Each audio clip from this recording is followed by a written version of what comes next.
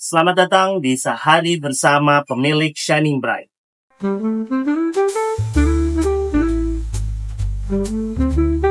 Hari ini gue akan ketemu sama pemilik brand Shining Bright, sebuah clothing lokal asal Jakarta yang berdiri sejak tahun 2012. Produk dari Shining Bright adalah barang-barang yang digunakan sehari-hari seperti t-shirt, jaket, topi, sampai ke boxer, dan masih banyak lagi yang dia pernah bikin.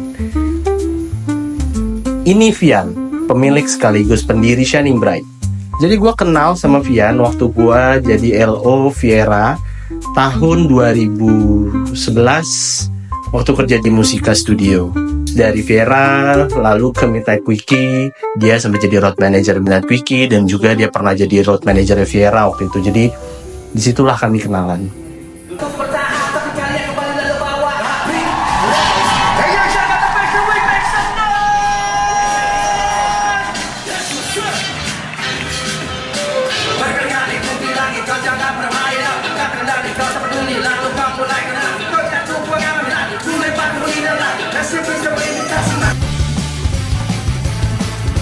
Ngapain sih mikir buat senang-senang? Sekarang waktu udah tepat buat kita semua bisa merdeka. Bebas memakai apapun yang kalian mau. Bebas dengerin apapun yang kalian suka. Bebas berpesta pora. Pesta pora.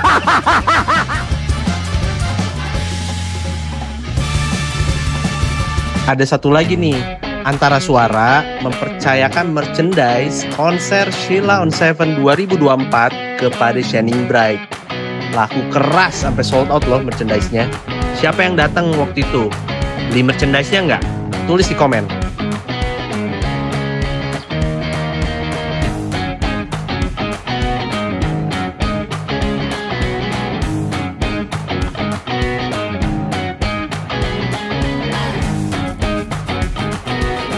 Sekarang gue dan Vian akan jalan-jalan ke pabrik di mana bahan-bahan baku dari Shining Bright diproduksi.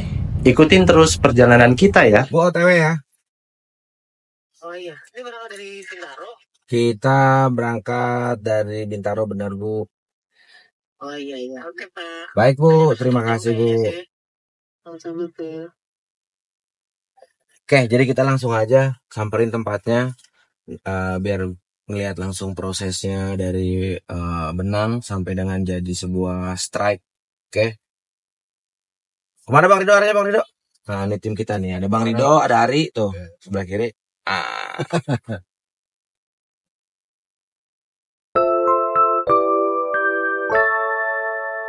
Selamat pagi Mr. Yambong, aka Sastro. Morning. Morning. Everyone. Morning everyone.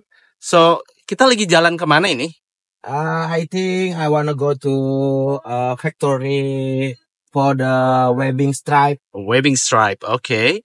So, Yambong, aka Sastro, Yes. dulu kita kenal waktu itu di Piwi, Malaysia. Piwi, ya kan? Di Piwi, di Viera, habis itu ke Midnight Quickie. Ceritain dong, waktu itu lu ngapain sih waktu di Piwi Viera sama Jadi dulu Midnight Quickie?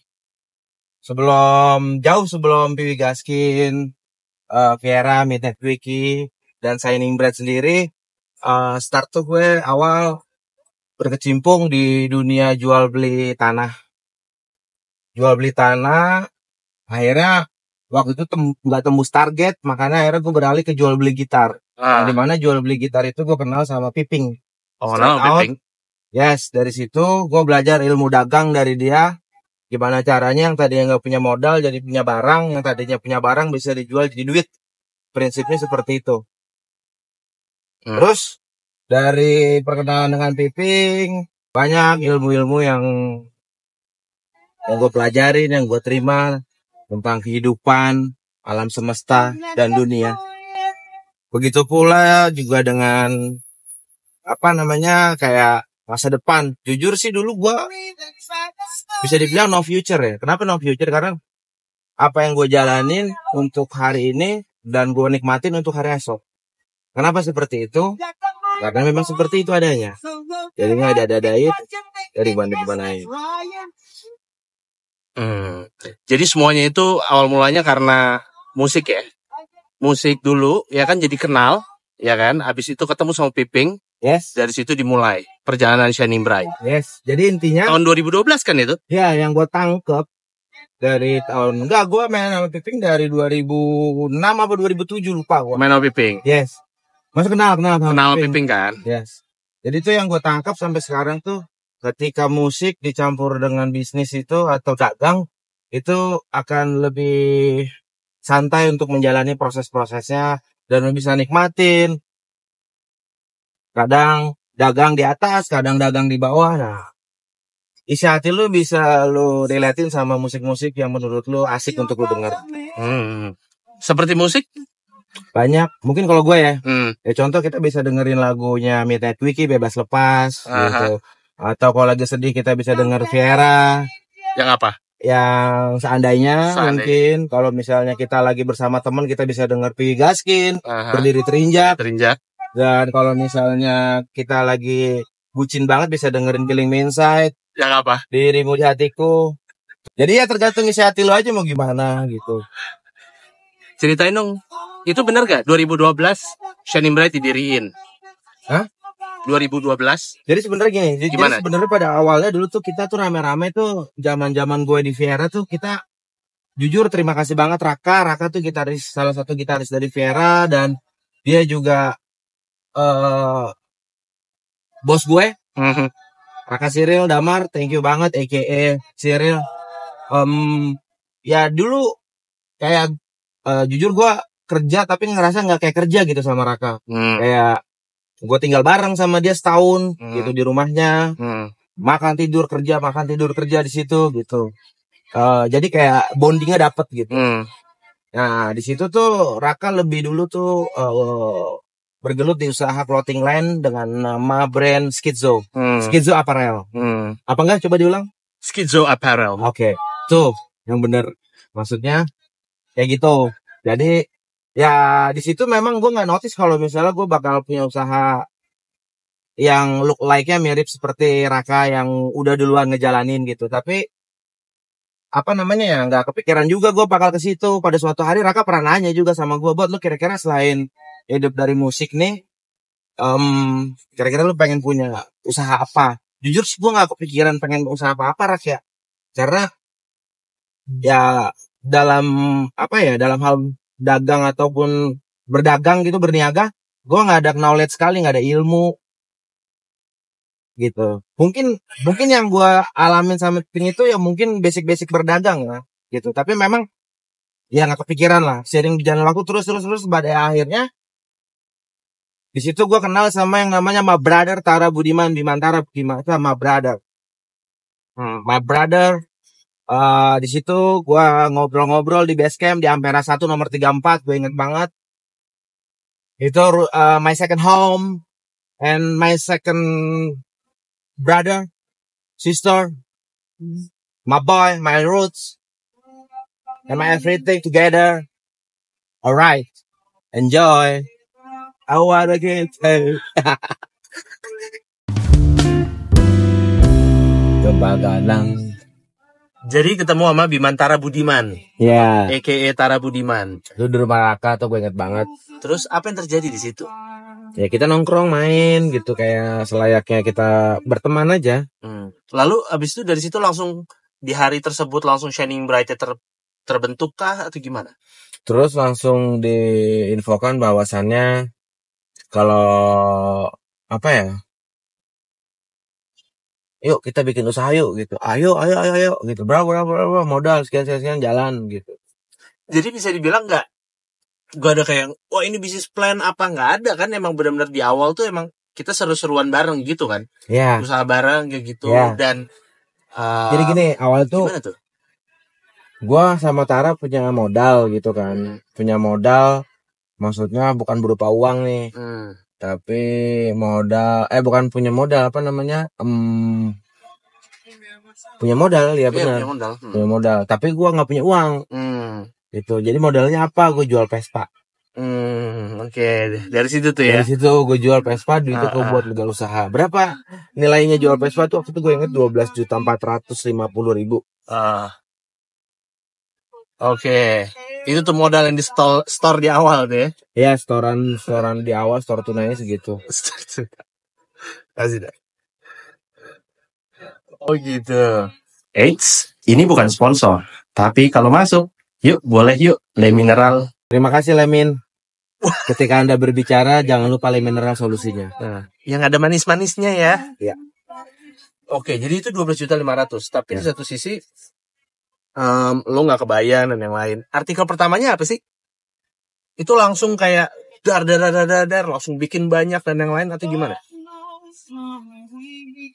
Gue minum dulu ya. Sikat.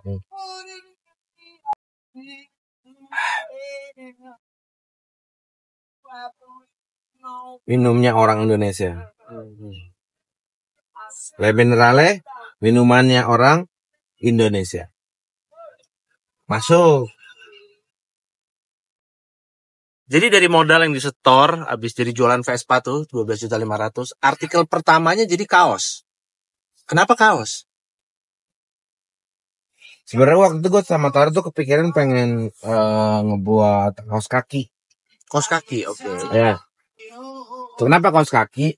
Karena gue tuh sama Tara sering banget gonta-ganti kaos kaki. Terus juga gue pengen bikin apa ya, boxer. Ya gitu. Karena apa ya, kaos kaki sama boxer tuh kayak salah satu apa namanya gear yang wajib harus diganti sih brother itu. Maksudnya melebihi lu dengan mengganti celana luar gitu. Ya, jadi gue pengen punya apa tadinya brand kaos kaki sama boxer. Gitu. Kenapa kaos kaki sama boxer? Karena dulu dan waktu pada saat itu gue masih di apa namanya, masih di kerja di band juga kan. Gue sering-sering tour juga kan tuh. Ya, jadi dulu gue masih awal-awal ikut band tuh kan sebagai kru gitu kan. Zaman-zaman jadi kru gitu, kalau tour itu kan kayak wajib ganti kaos kaki, wajib ganti boxer gitu, sehari 3 kali, sehari 2 kali gitu. Kayak celana luar kita sehari sekali gitu, tapi boxer bisa sehari 2 kali gitu. Belum lagi kalau misalnya dapat kota-kota yang memang apa namanya kayak kualitas alamnya tuh bagus gitu, kayak pantai, mungkin pantai, air terjun atau apa kan pasti boxeran tuh berenang ya kan. Ya kita memang kalau tur itu pasti spare gitu, 4 atau 5 boxer lah, gitu spare lebih gitu maksudnya. Sama kaos kaki juga tuh. Tuh. Tapi akhirnya bisa jadi kaos. Jadi itu ditahan dulu. Apa jangan-jangan emang karena tadinya suka apa namanya, karena kebutuhan emang pengen apa, boxer sama kaos kaki, boxer kaos kaki dulu baru jadi kaos. Karena memang waktu itu memang yang sekiranya kita bisa apa namanya kejar outputnya itu ternyata kaos sama topi. Dulu yang bisa kita kejar untuk output jualannya gitu kan. Ya udah itu gitu, karena mungkin dulu karena keterbatasan informasi, keterbatasan link itu, jadi untuk mengakses produsen-produsen, bisa dibilang factory, pabrik-pabrik yang membuat gitu belum ada. Oke. Dari dulu kan lu paling seneng pakai snapback, ya enggak sih? Tulisan Shining Bright itu kan ikonik banget ya. Ya kan? Sekarang nih lu pakai apa sih sebutannya ini, polo ya? Polo. Ya kan, polo cap ya. Dulu snapback ya kan. 2013, 14 ya enggak sih, snapback semuanya ya kan. Habis itu kaos dengan tulisannya tipografi Shining Bright ya kan. Yes. Ya kan, yang klasik one ya enggak sih? Sekarang bisa dibilang klasik ya. Klasik. Oke. Karena kenapa dibilang klasik, karena memang dulu awalnya itu berangkat dari situ mungkin ya. Berangkat dari situ, terus sekarang juga udah bisa dibilang 13 tahun yang lalu lah itu. 13 ya? Ya, sekarang 2025 kan. Ya, kurang lebih 13 tahun yang lalu. Boleh ceritain gak sih, itu arti dari logo yang ada lilinnya itu apa sih? Makna buat lo? Jadi dulu tuh sebelum gua sama Tara mendeklarasikan membuat atau menseriusin bisnis ini, ya itu sebenarnya gue udah lama itu kepikiran nama Shining Bright gitu kan. Kenapa Shining Bright? Karena apa ya, kayak memotivasi gue gitu, kayak harapan, doa, mimpi, future, asik gitu. Ya udah, Shining Bright gitu. Nah dulu kan cuman gue belum tahu nih apa cara ngelola usaha gimana, marketing gimana, produksi gimana. Ya udah, akhirnya tuh gue putusin untuk membuat sebuah tato mungkin ya, tato logo Shining Bread, cahaya gitu lilin. Pertama tuh gue bikin di tangan, habis itu gue buat itu 2009 di Solo. Bareng sama teman gue tuh Tomo sama Dewa. Waktu gue lagi pergi ke Merapi waktu itu main-main Jogja. Ya udah gue mampir ke Solo buat bikin tato itu. Dan menjadi logo si Shining Bread itu sekarang si tatonya itu.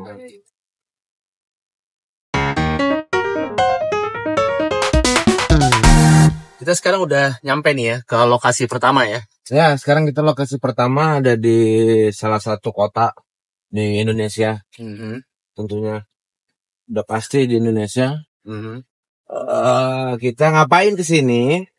Kita sekarang lagi di tempat pembuatan tadi yang di awal gue bilang.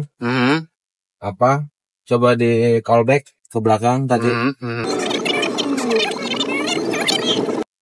Oke, jadi kita langsung aja samperin tempatnya biar ngelihat langsung prosesnya dari benang sampai dengan jadi sebuah strike. Nah, di sini sekarang udah sampai nih tempatnya. Pabrik pertama yang kita datangi adalah tempat memproduksi karet boxer Shining Bright. Yuk kita lihat prosesnya.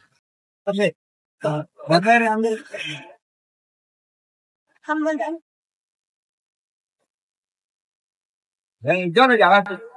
Hijau belum. Hijau belum, Pak. Inangnya kan belum datang.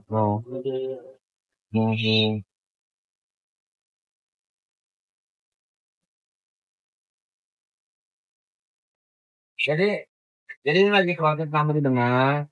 Nah, ini ada tekniknya nih dengan Mas apa, Mas? Maku Bang. Nah, ini lagi proses sambung benang ya, Mas ya? Iya. Benang hitam yang disambung ya, Mas ya? Karet. Oh, ini karet. Pandeknya?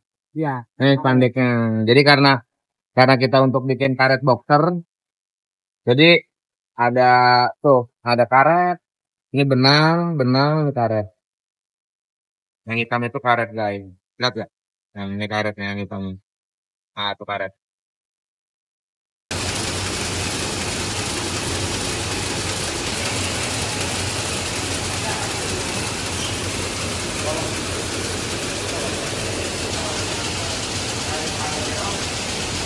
Kita lagi diproduksi karet boxer ya kan? Lagi diproduksi kan, kita lagi di pabrik guys.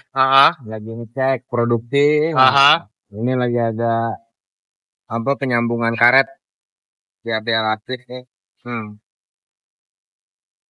Ini buat di mana aja nanti? Kenapa? Rencananya buat di mana nih karetnya? Boxer aja, tas. Oh, ini memang buat boxer only. Boxer only. Underwear. Jadi memang untuk pembuatan si karet ini memang diperlukan mesin khusus seperti ini gitu. Dan kita bekerja sama dengan pabrik yang nge-produce untuk kebutuhan support material kita.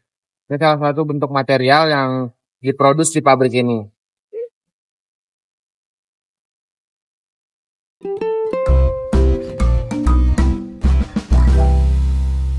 Ini baru dapat matching warna terkait dapat matching warna untuk warna warna yang kita ini kemarin gue pilih warna ini nih. Ini yang gue pilih warnanya. Sekarang udah keluar outputnya ini. Jadi setelah selesai ini sambung ke benang ini lagi. Oke, Bu, terima kasih Bu.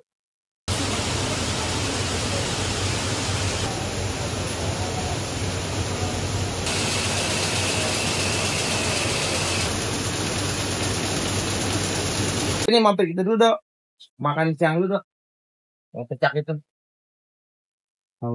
Ya. Udah beresnya kita. Bukan, kita makan dulu makan siang. Makan siang makanan khas Betawi namanya pecak gabus. Pecak gabus. Suka nggak lu pecak? Suka. Apa sih pecak? Pecak itu sebenarnya masih berhubungan dengan silat. Oh, silat. Jadi kalau digabung apa? Pecak silat. Nah, itu.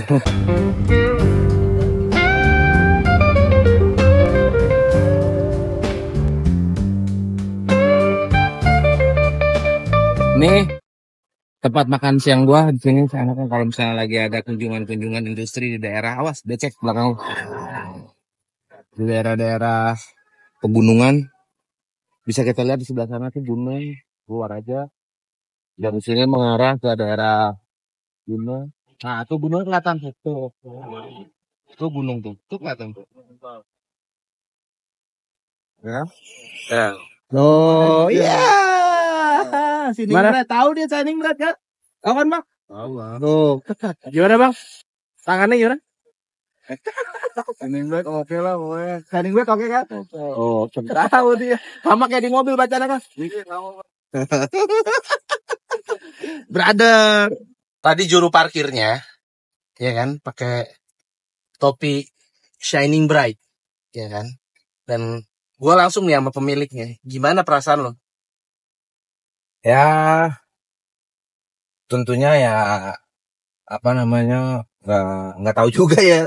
Nggak tiba-tiba ngeliat oh iya juga ya pakai gitu. Cuman ya mungkin dia suka mungkin. Alhamdulillah. Terus sekarang kita mau ke garment. Di sini tempat apa namanya?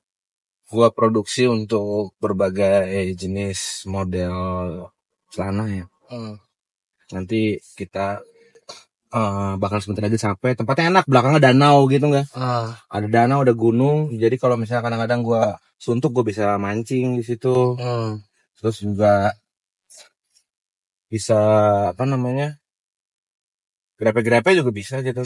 Wah, grepe ikan kan maksudnya kan? Ya maksudnya megang-megang kan kalau pengen nyopot kail kan dipegang-pegang. Pegang-pegang. Ya tuh. Jadi kalau gua mangga tuh kalau megang-megang tuh bahasanya grepe-grepe. Berarti megang-megang kan? Megang-megang. Ya. Betul. Kalau pengen ngasih umpan ke kail kan digrepe-grepe juga. Betul. Tergantung aja pikirannya kemana. Tapi kalau lu ngeliat tadi orang pakai, dan apakah lu kayak ya seneng gak sih kalau misalkan ternyata nih produknya bisa dipakai sama Semua kalangan. Seneng lah. Gimana? Seneng. Ibarat kata kayak ini. Ini mineral kan semua orang minum air putih. Ya. Tidak mengenal tua muda, si kaya si miskin semuanya. Karena minuman yang sehat itu adalah minuman yang tidak berasa, berwarna dan berbau. Ya ini nih minuman orang Indonesia. Oke. Jadi satu sisi lu seneng banget ya kalau sampai kayak tadi itu kan itu organik banget ya nggak sih? Bisa dibilang. Organik ya. Cuman nggak ada recordnya, organik aja.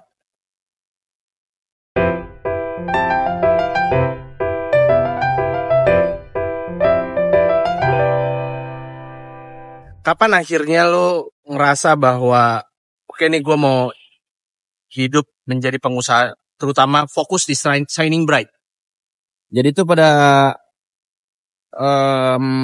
bulan kalau nggak salah bulan Agustus, kalau nggak salah ya, bulan Agustus 2012 itu atau September kalau nggak salah deh.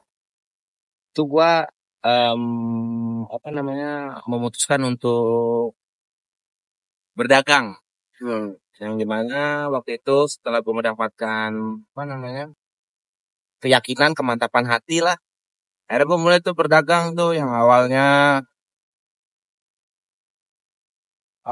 produksi cuma sedikit. Terus ya standar lah produksi dikit. Untung dikembangin sampai dengan sekarang udah ini di tahun ke-13 yang dimana ke-13 menurut gua tuh angka 13 tuh angka spesial. Kenapa spesial? Karena sama-sama ganjil angkanya, 1 ganjil 3 ganjil. Jadi itu angka ganjil buat gue. Akhirnya lo tinggalin semuanya, fokus ke Shining Bright, ya kan? Maksud gue tinggalin musik. Gua nggak langsung ninggalin semuanya sih, karena emang dulu waktu di awal-awal tuh penghasilan dari Shining Bright juga gua belum bisa mengakomodir kebutuhan gua lah. Makanya waktu itu gue nyambi sambil ikut Midnight Quickie juga kalau nggak salah tuh waktu itu gue nyambi ikut Midnight Quickie, terus juga sambil nyupir dulu tuh gue inget gue nyupirin Tara tuh gue dapat uang mingguan tuh, jadi lumayan lah buat tambah-tambah biaya hidup. Apa yang akhirnya lu yakin oke nih udah sekarang semuanya udah gue fokus di Shining Bright aja gitu? Mungkin ini ya apa namanya secara bukan beban ya, secara tanggung jawab mungkin ya. Tanggung jawab gua sebagai seorang ayah. Karena di tahun 2013 juga kan gua menikah kan. Gitu. Terus tanggung jawab aja kayak ya gua harus komit sama apa yang harus gua jalanin gitu sih. Itu yang ngubah ya. Iya, Untuk keluarga dan yang lain. iya. Iya nggak sih? Jadi punya tanggung jawab lebih. Yes, apalagi kan secara nggak langsung ini banyak orang yang udah apa ya, udah bernaung lah di Shining Bread ini. Maksudnya banyak mulut yang harus dihidupin gitu. Jadi ya itu kenapa alasan gua tetap komit. Awal mula kan nggak langsung besar ya. Masih inget gak? Mulai dari berapa, sekarang jadi berapa? Awal sih gue berdua gitu, yang dimana berdua, terus gue nyambi kerja lagi, terus sendiri tuh, berarti berdua sama gue tuh. Jadi awalnya punya cuma satu orang, admin, yang ngurusin pesanan order sama kirim-kirim barang. Setelah itu, seiring berjalannya waktu, anjay, nambah lah, sampai sekarang itu kurang lebih ada sekitar mungkin 20 orang. 20 orang. 20 orang. Tantangan terbesarnya apa sih? Pas ngejalanin dari mulai berdua, sekarang jadi ada 20, ya kan? Tapi Tantangan. satu aja ceritain deh. Tantangan pasti banyak ya. Tapi satu yang benar-benar yang paling berkesan gitu loh. Yang suka Sebenarnya dukanya. gini, semakin gua dalemin kegiatan gue di Shining Bread ini, intinya kuncinya adalah manajemen keuangan sih, sebenarnya lebih ke situ sih. Jadi lu bisa lebih besar atau enggaknya itu balik lagi tergantung dari manajemen keuangan. Jadi kan banyak usaha yang apa ya, bisa dibilang kolaps atau mati itu ya faktor terbesarnya itu dari manajemen keuangan sih. Jadi ya sebenarnya kayak manajemen keuangan, apa yang udah lo dapetin, terus lo keluarin, berapa yang lo sisihkan buat keuntungan, berapa yang lo keluarkan untuk operasional tuh emang kuncinya di situ sih. Semakin besar ya yang kita mainin cash flow. Kalau di gua, menurut gua, dan itu yang gua jalanin di usaha gua. Makan siang udah selesai, kita mampir ke pabrik yang memproduksi celana jeans Shining Bright yang terbaru. Kita udah sampai di mana nih? Sekarang kita udah di garment. Sini tempat pembuatan celana. Kayak celana yang gue pakai gini tuh di sini. Tuh. Nah, ini tuh mau langsung masuk aja yuk. Ayo, ke sini.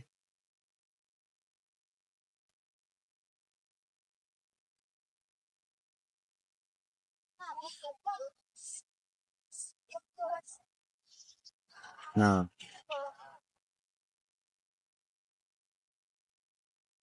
jadi ini proses cutting di sini. Nah, ini proses finishing. Nah, proses jahitnya di sini di line. Nah, kita ketemu sama Pak Arnold. Halo Pak Arnold, selamat siang. Malam. Oh, selamat malam Pak Arnold. Nah, ini kita kenalin nih guys, ini Pak Arnold. Dia salah satu kepala produksi di sini. Nih Pak Arnold. Pak, gimana Pak? Aman Pak, lain Pak? Aman. Oh. Untuk menyambut Ramadan 2025 gimana? Pekerjaan padat? Padat alhamdulillah. Tapi sesuai output, sesuai tanggal kan, sesuai deadline kan? Mantap kan? Oke. Jadi di sini tuh total kurang lebih ada berapa line sini Pak? Dua line yang Dua line berapa mesin? Dua line di 80-an. Nah, jadi satu line 40 mesin. Ada dua line berarti 80 mesin. Thank you, Pak Arnold. Nah, Pak Arnold ini dia seorang Dieng. Tahu Dieng nggak? Apa tuh? Dieng itu salah satu dataran tinggi Dieng yang terpusat atau berada di Jawa Tengah. Oh gitu. Oke, kita lihat lanjut dari depan yuk, kita jalan.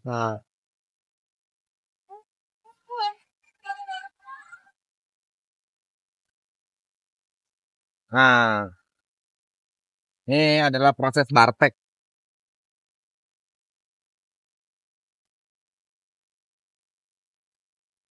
Nah, ini proses bartek nih, line bartek semua sampai belakang tuh.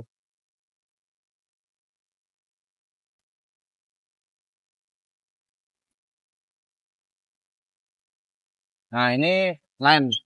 Jadi kalau kerja line itu dari belakang ke depan. Dari belakang. Belakang ke depan. Nah, ke depan tuh output udah jadi output, namanya output tuh udah jadi udah pitch. jadi piece. Nah, dari belakang masih potong-potongan kain, jalan ke depan jadi output namanya. Oke. Nah, karena proses kancing. Oke. Proses kancing di mana itu? Proses kancing.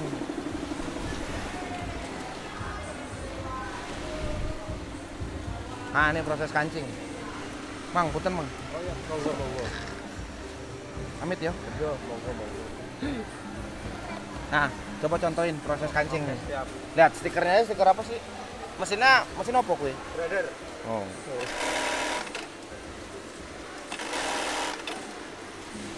Oke.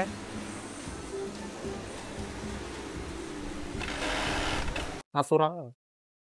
Nah, di sini nih proses steam nih enggak. Jadi sebelum di packing tuh di steam barang-barangnya tuh.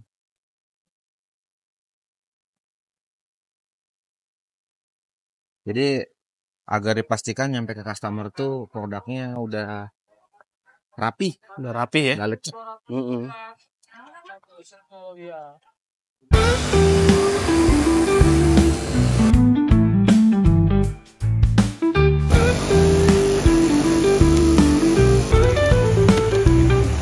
Tangannya doang.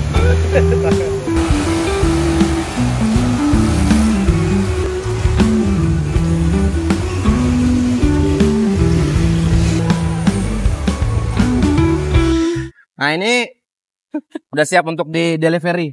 Ini siap ya? Siap di delivery. Oke. Jadi untuk satu karung ini kurang lebih kuantiti 150-an ya. Bener gak? Kurang lebih 150 piece per karung. Oke. Gitu. Oke guys, kita lanjut lagi ke garment satunya lagi. Hasil bumi juga sih ini. Ini salah satu bentuk hasil bumi.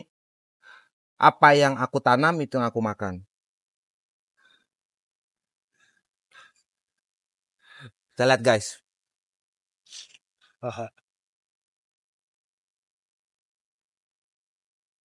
Terbaik ini.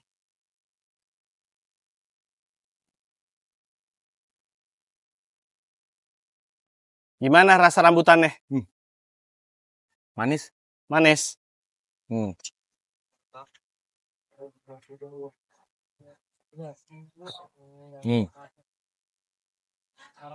Merah.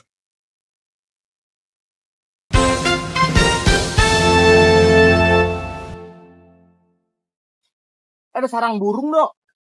Ada sarang burungnya ya tuh. Tuh, sarang burung tuh, Dok. Tuh.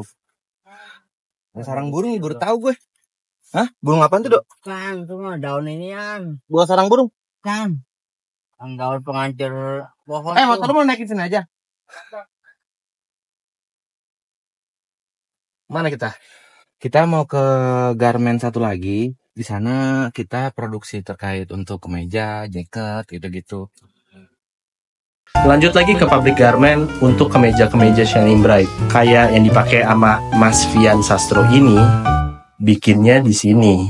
Zaman kerennya bilangnya flanel. Oke, kita udah sampai di mana nih? Ini di tempat produksi atasan. Oke. Buat bikin ini ternyata. Ya, ini bahan. Ya kan? Cutting ini bahan. Tuh. Oh, ini salah satu bahannya nih. Ya. Buat jadi kemeja. Nah, ini jadinya tuh. Ini jadinya. Lagi finishing.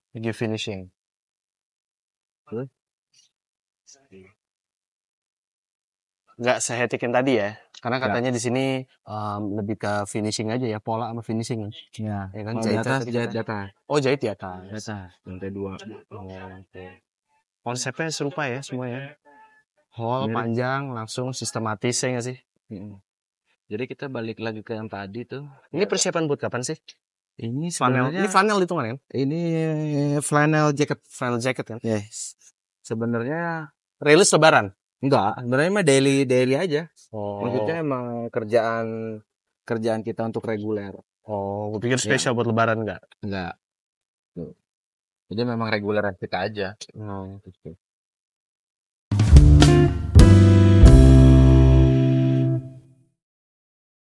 Boy, Hah? jadi udah ada yang bisa diangkut. Jadi udah ada sebagian output yang bisa gue bawa Ah, dan segera akan gue masukin ke dalam gudang. oke.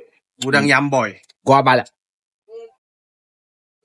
Saya namanya Madun. Madun lagi kepala produksi ya kan? Double checking.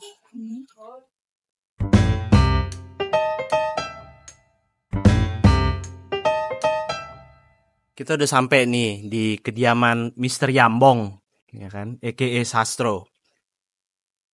Tadi sempat di Danau cerita tentang akhirnya di tahun ke-8 baru benar-benar sangat menyadari tentang pentingnya cash flow. Apa sih yang akhirnya kenapa baru di tahun ke-8 gitu loh? Dan biasanya kan sebelumnya ya sebagai pemilik dan pendiri kan fokusnya produk-produk sales gitu. Apa yang akhirnya itu menjadikan pemikiran yang begitu penting gitu? Karena balik lagi setelah di tahun ke-8 itu kan balik lagi ujian-ujian dalam usaha itu pasti kan ada aja ya. Terparah itu pada saat kita mempunyai hutang. Mempunyai hutang perusahaan yang dimana kita harus keluar nih dari masalah itu gitu. Nah, gimana caranya kita menyikapinya? Ya balik lagi dengan disiplin terkait laporan keuangan, dibedah tuh dari setiap penjualan, dihitung. Makanya kan dalam usaha itu akhirnya gue peka tuh dimana ya ada tim supply yang dimana tim supply itu mengakomodir kebutuhan untuk produknya. Terus ada tim apa namanya keuangan yang dimana ada finance, ada accounting di situ terkait untuk neraca, terus laba rugi itu kayak P&L, profit and loss, terus apa pajak gitu. Terus juga ada yang namanya tim marketing yang dia ada di front end gitu. Jadi ya setelah gua jalanin ini di proses ke tahun ke-8 itu baru tuh bukan baru tuh ya, maksudnya sebuah tim yang solid itu secara workflow tuh apa sih gitu ya. Ternyata itu tadi aspeknya sebenarnya nggak jauh beda sama kabinet pemerintahan ya. Kabinet pemerintah kan ada menteri keuangan, ada menteri perindustrian, ada menteri pertanian, ada menteri kehutanan, ada menteri kelautan. Cuman karena gua nggak ada di bidang pertanian dan kelautan, jadi bagian kelautan sama kehutanan nggak ada. Tapi kalau keuangan itu sama gitu. Terus perindustrian ya produksi ada juga kan gitu. Oke, setelah itu akhirnya alhamdulillah gue di tahun ke-9 itu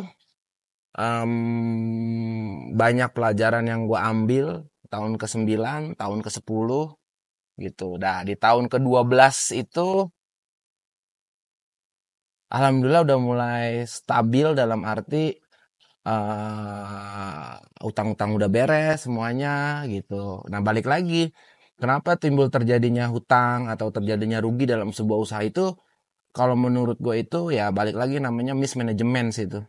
Mismanagement disebabkan karena apa faktornya? Nah, itu mesti kita peka tuh, mesti kita teliti. Makanya dari laporan-laporan orang keuangan itu ya harus dilihat itu setiap laporan. Jadi laporan keuangan itu kan berdasarkan historical transaksi yang udah kita laluin tuh. Jadi sebenarnya ilmu keuangan itu ilmu historical aja. Pencatatan segala macam yang resultnya itu bakal kita lihat di neraca itu setiap akhir bulan gitu. Jadi ya anjir dulu gue nggak kepikiran itu loh. Makanya kenapa dulu ada sekolah tansi, kenapa ada sekolah sekretaris, kenapa ada sekolah teknik. Tujuannya sebenarnya dari semua sekolah itu jadi fusion. Nah, jadi sebuah perusahaan tuh sebenarnya. Nah, induk perusahaan atau workflow atau bisa dibilang organisasi perusahaan tuh ya dari pecahan-pecahan sekolah-sekolah itu tadi. Bahkan kan sekolah kita ada PR. PR itu hubungan marketing. Ya kan? Terus lagi ada hubungan mungkin kalau dulu ada hubungan internasional ya. Apa sih namanya kalau hubungan internasional tuh HI ya. Nah, tujuannya kan tuh untuk duta besar dubes tuh kan sebenarnya gitu ya. Sebenarnya sih kurang lebih bisnis itu mirip-mirip lah sama kehidupan kalau menurut gue. Tadi kita udah habis juga keliling ke 3 vendor, bisa dibilang ya kan. Produksian itu kan salah satu supply dari supply chain-nya Shining Bright. Gimana sih caranya, sebelum kita ntar ngebahas tim intinya ya, pemilihan vendornya itu tuh gimana sih? Akhirnya kayak, oke nih mau turun produksian ke vendor A, kayak tadi kita yang flanel lah, let's say ya. Itu kan butuh proses tuh, ya kan? Jadi Bisa ceritain nggak balik sih? lagi tuh dalam berkembangnya usaha itu kan pasti kita ada namanya informasi. Jadi dalam prinsip gue pribadi itu hidup itu cuman ada tiga tujuan kalau buat gue. Yang pertama itu adalah ilmu, yang kedua itu adalah networking, yang ketiga baru uang. Kalau gue gitu. Kenapa gue bilang yang pertama itu ilmu gitu? Jadi misalnya tujuan hidup kita gitu dalam sebuah organisasi ataupun mencari ilmu gitu, pasti yang dicari ilmu. Habis ilmu, kedua itu baru kita cari networking. Uang itu ngikut. Kenapa gue bilang uang itu ngikut? At least kalau misalnya kita ada hubungan dengan seseorang itu, kalau kita nggak dapat ilmunya, seenggaknya kita dapat relasi sama dia. Nggak dapat uang tapi dapat relasi. Kita nggak dapat ilmu sama uang, ya kan? Kita nggak dapat relasi sama uang, kita dapat ilmunya. Kita nggak dapat uang tapi kita dapat ilmu sama relasi. Balik lagi tiga-tiganya itu bisa kita jadikan sebagai edit value kalau buat gua. Ketiga aspek tadi tuh Keren. edit value. Nggak apa-apa lu nggak dapat uang tapi minimal lu dapat ilmu sama networking. Nggak apa-apa lu nggak dapat ilmu tapi dapat networking kalau nggak uang. Gitu. Jadi nggak melulu harus uang. Gitu. Karena ilmu itu bisa dijadikan uang, networking juga bisa uang juga ujung-ujungnya gitu. Keren banget. Terus abis itu pada saat ngebangun tim sampai bisa 12 tahun, tadi kan udah sempet ceritain tuh mesti ada keuangan dan yang lain gitu. Gimana sih akhirnya lu bisa mulai percaya sama tim lo dan seluruhnya bisa jalan sesuai dengan sistem atau keinginan yang lo bayangin? Ya, mungkin agak masih pertanyaan tadi ya. Ya dari apa namanya, dari relasi yang gue jalanin gitu kan, dapat informasi pengalaman perjalanan. Akhirnya gue menemukan tempat-tempat produksi yang memang menurut gue ini bisa diajak kerjasama dengan si usaha gue sendiri gitu, bisa gue pairing ke mereka gitu. Jadi nggak semua tempat itu bisa kita pairing dan cocok sama kita. Balik lagi itu cocok itu kan balik lagi relatif ya. Cocok itu kan relatif ya. Jadi kayak ada beberapa poin-poin yang si lawan ini bisa nggak kerjasama sama kita tapi rulesnya itu seperti ini gitu. Ketika memang kita jalanin cocok segala macem, ya udah dia bakal kita pairing terkait kerjaan gitu. Terus tadi barusan pertanyaannya terkait apa? Yang mana? Barusan Yang tadi? Ya itu. apa? Bagaimana caranya tadi kan lu ceritain bahwa ternyata yang lu lihat adalah aturannya, secara nggak langsung garis besarnya adalah si kulturnya. Lu pengen lihat nih orangnya ya kan, kultur kerjanya seperti apa dan yang lain. Oh iya, kan? karena budaya kerja itu mempengaruhi ya. Maksudnya contoh nih kayak kita mau kerjasama dengan pihak A gitu terkait production gitu. Ya kita mesti lihat budaya kerja di tempat itu seperti apa. Karena balik lagi dalam hubungan kerjasama itu kan pasti ada yang namanya deadline. Selain kita ngomongin masalah angka ya, pasti di situ kan ada tugas dan hak dan kewajiban dan ada tugasnya gitu. Tugas si A dan kewajibannya apa, tugas si B apa dan kewajibannya apa, kayak gitu. Nah itu balik lagi tuh sebenarnya workflow di tempat atau budaya kerja di tempat di tempat Mitra. produsen atau rekan-rekan partner kita di bidang garment contohnya atau pabrik gitu, ya itu mencerminkan orang ini bisa nggak kita ajak kerjasama. Sebenarnya sesimpel itu sih.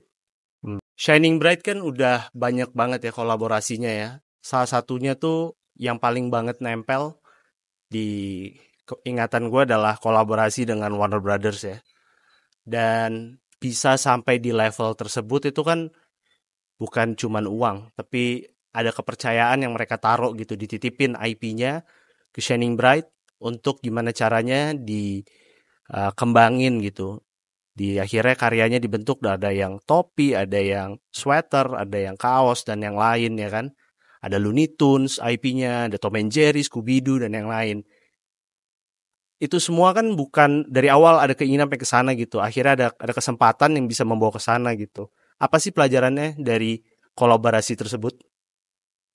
Pelajaran yang bisa gue ambil dari kolaborasi tersebut tuh banyak banget ya. Terutama itu yang paling banget kena dan masih kepake sama gue sekarang itu terkait workflow. Terus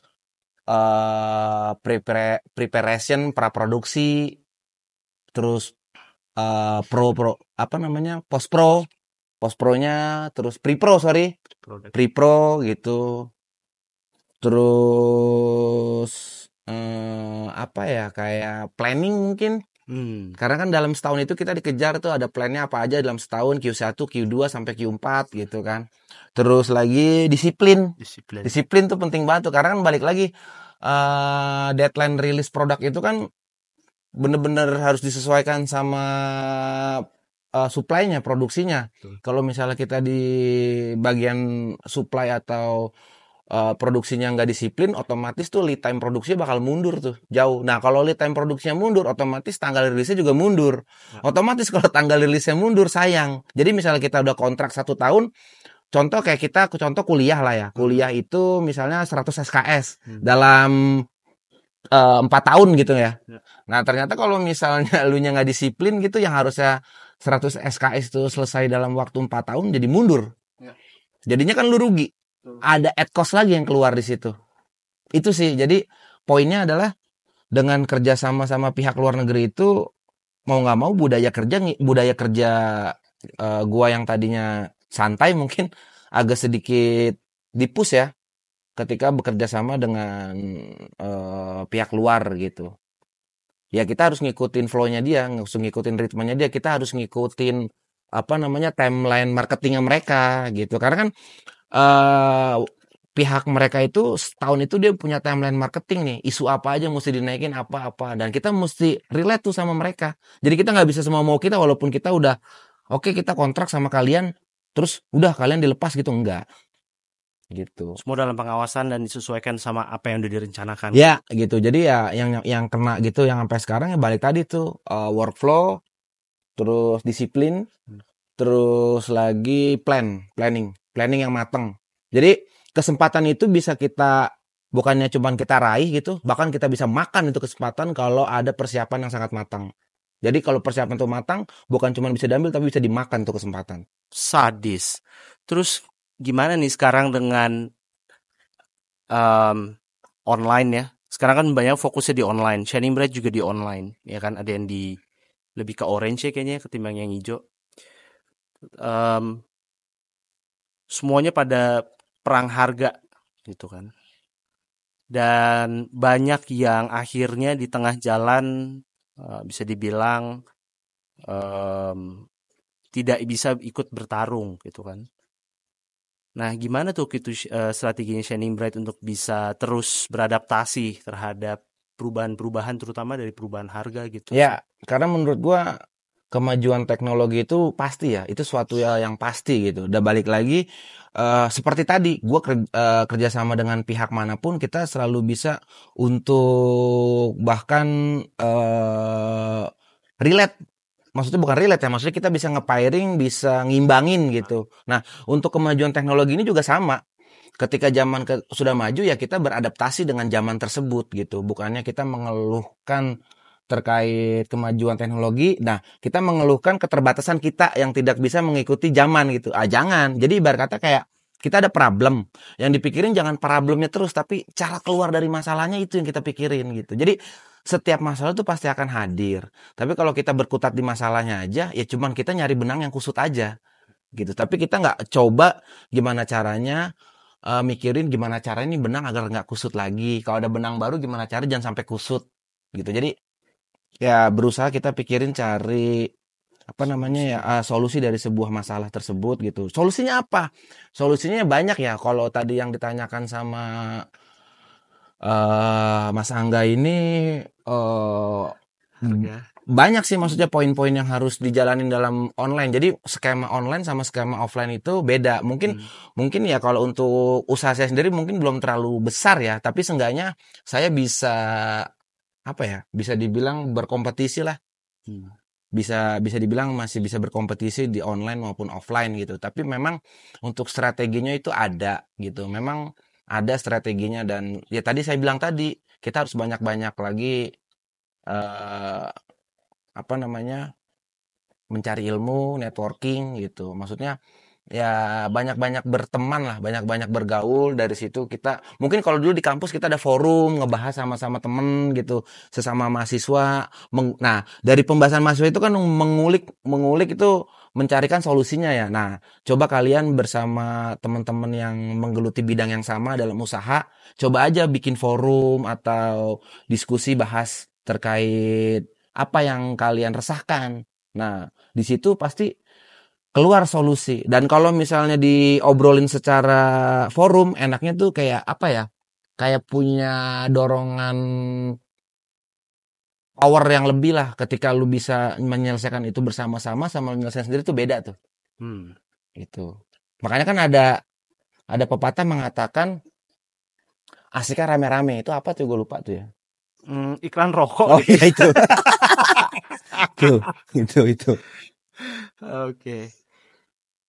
Gila ya nggak terasa. Tadi berapa? 13 tahun. Sekarang udah masuk tahun ke-13. 13, ya Nih kan? di tahun 2025 25 nih udah di tahun ke-13 nih menginjak tahun ke-13. Tahun ke-13. Terus Yes. kedepannya mau ngapain lagi sih untuk Shining Bright? Kedepannya mau ngapain ya? Mungkin kalau ditanya kedepannya mau ngapain itu yang jelas kita semakin pengen, bukan semakin ya, maksudnya terkait supply, produksi, kita masih banyak bebenah diri lah gitu. Bebenah dari masalah-masalah administrasi produksi, administrasi internal kayak keuangan, administrasi terkait operation. Balik lagi tuh guys. Operation itu adalah bagian yang sangat menurut gue penting ya. Karena kalau nggak ada operation itu nggak ada hari-hari lu, daily lu nggak kosong kalau nggak ada operation. Karena yang menggerakkan sebuah engine itu ya operation. Operation itu ibaratnya kayak engine-nya tuh, dia yang menggerakkan gitu. Jadi kalau nggak ada operation ya bisa dibilang libur. Libur tuh. Balik lagi. Jadi dari pos ini, pairing pos ini sampai barang itu bisa kita ya, siap jual. Siap jual ya. Sampai ke pelanggan. Yes gitu. Jadi kalau kalian semakin bisa apa ya, mengolah budget operation itu semakin bijak, ya untungnya semakin kelihatan tuh. Jadi kalau operation yang nggak bijak menggunakan dana operation, ya uangnya habis di situ. Tapi kurang lebih dari 30 menit pembicaraan ini kan udah keliling-keliling capek lah ya. Dari pagi kita ke sana, ke sini sampai sekarang kita ada di Cipanas. Sekarang kita berada di Cipanas nih guys, teman-teman semuanya. Betul, Pak SBY juga di sini lagi ngelukis kan? Iya. Sebenarnya habis ini kita ketemu Pak SBY. Oh, Istana Cipanas ya? Istana Cipanas. Tapi yang sebenarnya ya satu hal yang gue sangat senang banget di hari ini, bersyukur kenal sama Mr. Yambong adalah dikasih kesempatan untuk bisa keliling, walaupun tetap pendiri, tetap turun tangan ke bawah ngelihat langsung dan yang lain gitu. Jadi ingat ya guys, gila sih. Jangan kalian mengeluh kepada orang tua, keadaan orang tua. Jangan pernah kalian mengeluh dengan keadaan negara, kepada pemerintah. Jangan kalian mengeluh dengan keadaan kalian seperti ini. Mungkin balik lagi, saya juga nggak tahu ya keadaan kalian. Maksudnya keadaan masing-masing orang itu juga tidak bisa dibanding-bandingkan dan tidak bisa disama-samakan. Setiap orang itu mempunyai beban dan tanggung jawab masing-masing. Cuman namanya kita makhluk hidup, ya kan, sama-sama hidup di bumi, sama-sama menghirup udara, sama-sama mengkonsumsi sayur, protein. Ya intinya setiap ada masalah, ya memang juga di orang-orang zaman dulu bilang setiap ada masalah pasti ada solusinya. Tapi balik lagi, solusi itu dicari. Tapi bukan solusi itu di apa ya, pasrah sama keadaan tuh jangan gitu. Jadi balik lagi tadi, coba dicari solusinya. Lebih baik kita ungkapkan keresahan kita ke sahabat atau ke teman gitu, daripada kita diem ujung-ujungnya bunuh diri, kan kurang tuh. ya kan? Jadi coba untuk mengeluarkan apa ya, keresahan dalam pikiran dan hati. Karena balik lagi, manusia bisa berubah karena dua hal menurut gua. Apa tuh? Yang pertama, manusia berubah karena pikiran yang terbuka. Yang kedua, manusia berubah karena hatinya yang terluka. Jadi manusia bisa berubah karena hatinya yang terluka atau pikiran yang terbuka. Cuman dua itu aja yang bisa merubah manusia. Luar biasa. Dari obrolan kita barusan, mudah-mudahan teman-teman bisa pikirannya terbuka dan hatinya tidak terluka ya, tentunya. Terima kasih semuanya, sukses selalu. Salam tani. Lewat bertani kita bisa hidup, karena no farm, no food, no future. Tidak ada makanan, tidak ada pertanian, tidak ada makanan, dan tidak ada masa depan. Karena kalau nggak ada makanan ya nggak ada kehidupan. Jaga bumi intinya. Senang banget deh gue hari ini bisa belajar banyak bisnis apparel langsung dari suhunya, yaitu Vian Sastro. Mulai dari turun langsung lihat produksi barangnya, sampai ilmu tentang dibalik bisnisnya. Terima kasih banyak Vian Sastro, sehat selalu, dan next kita belajar dari siapa lagi ya? Tulis di komentar.